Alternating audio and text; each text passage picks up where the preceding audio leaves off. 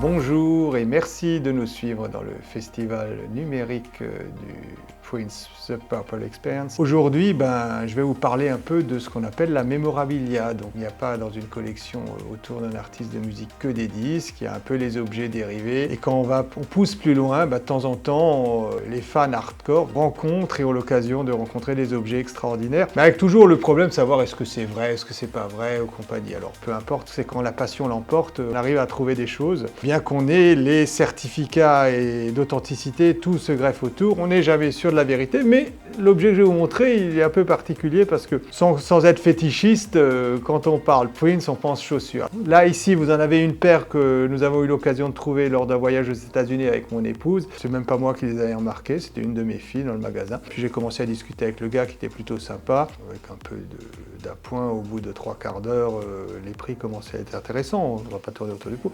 Donc je me suis laissé accrocher et elles sont venues grossir la collection. Alors je vais les montrer.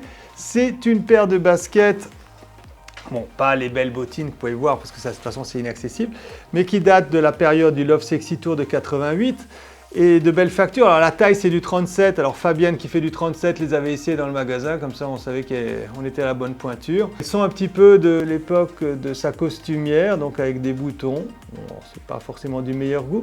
On retrouve le petit cœur miroir qu'on va retrouver dans le Love Sexy avec la croix, donc le final de The Cross. Et puis le petit Peace and Love accroché là. Il y a un beau travail du cordonnier qui a bien mis le Love Sexy là sur le côté, qu'on voit bien avec les petits pois blancs qui allaient bien avec sa tenue. Alors j'ai cherché une photo où on trouvait Prince dessus, j'ai jamais trouvé. Mais il devait avoir tellement de paires, c'est ça. Quand on retourne la semelle, on a cette chance de voir ça. Alors c'est une petite truc, c'est fait avec plus ou moins des perles. Et il y a un petit Prince derrière. Donc il y avait un petit côté sympa.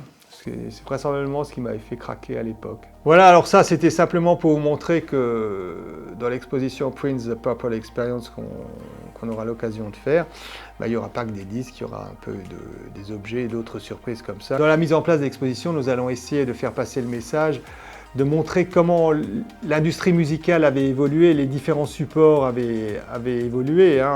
Nous sommes passés du vinyle au CD, les cassettes, le VHS, les laserdiscs, tout le monde s'y perdait un petit peu et on va essayer de vous concocter une belle mise en place et une belle mise en forme en vous attendant. À bientôt, merci, au revoir.